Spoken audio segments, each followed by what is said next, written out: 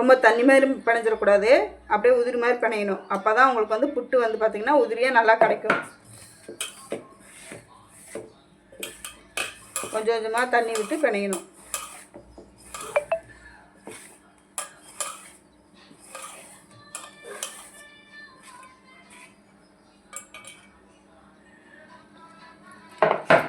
லைட்டாக தண்ணி தொளிச்சு கட்டி சேராமல் உதிரியாக பண்ணிச்சிங்கன்னா உங்களுக்கு புட்டு வந்து ரொம்ப டேஸ்ட்டாக கிடைக்கும்.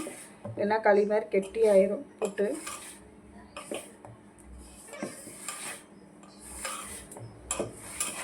அப்படியே லைட்டாக தண்ணி தொளிச்சு நம்ம பண்ணிச்சுக்கணும். உதிரியாக இருந்தால் தான் உங்களுக்கு வந்து நல்லாயிருக்கும். சாப்பிட்றதுக்கு பார்த்திங்கன்னா நல்லாயிருக்கும். குழந்தைகளும் விரும்பி சாப்பிடுவாங்க. இல்லைன்னா களி மாதிரி ஆயிடும்.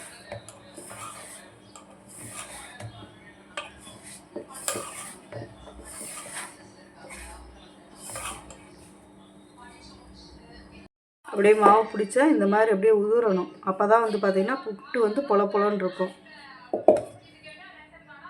இட்லி செல்லு சுடு தண்ணி காய வச்சுருக்கு, பார்த்துக்குங்க. இப்போ மாவு தூக்கி இட்லி செட்டில் போட்டுடலாம்.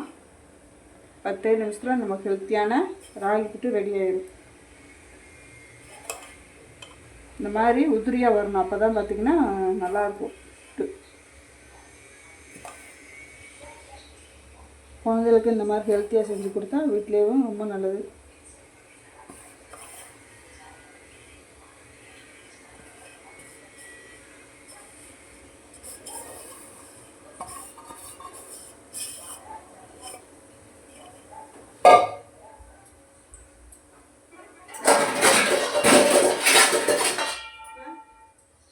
இட்லி பாத்திரத்தை க்ளோஸ் பண்ணிடலாம். அவ்வளோதான். ஒரு 10 நிமிஷத்தில் நம்மளுக்கு ஹெல்த்தியான ராகி புட்டு ரெடி ஆயிடும்.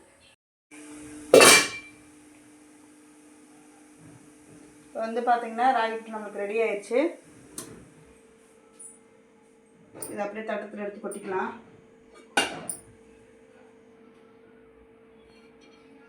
ஆஃப் பண்ணதை தட்டத்தில் எடுத்து கொட்டிக்கலாம்.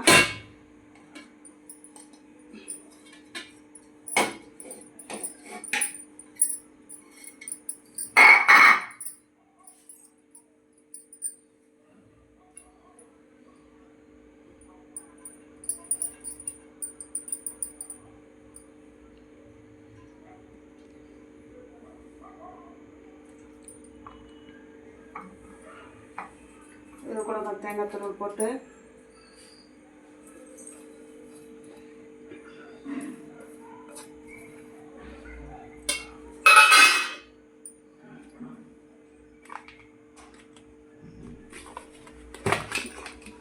கொஞ்சம் நாட்டு சக்கரை தூவிக்கலாம்.